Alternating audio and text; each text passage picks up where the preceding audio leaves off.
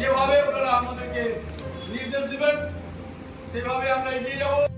তার উদাহরণ হিসেবে আমরা যেখানে থাকি যাতে মমতা ব্যানার্জি জেতে, মমতা ব্যানার্জির দল জেতে, মমতা ব্যানার্জির প্রার্থীরা জেতে, সেই চেষ্টা আমরা করি।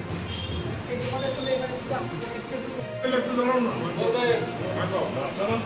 এবারে কিন্তু তাদের আমাদের সঙ্গে কিন্তু সরাসরি যুদ্ধ করবে না, এটাই হচ্ছে তাদের উদ্দেশ্য। তাদের কাছে মিডিয়া আছে, বলছিল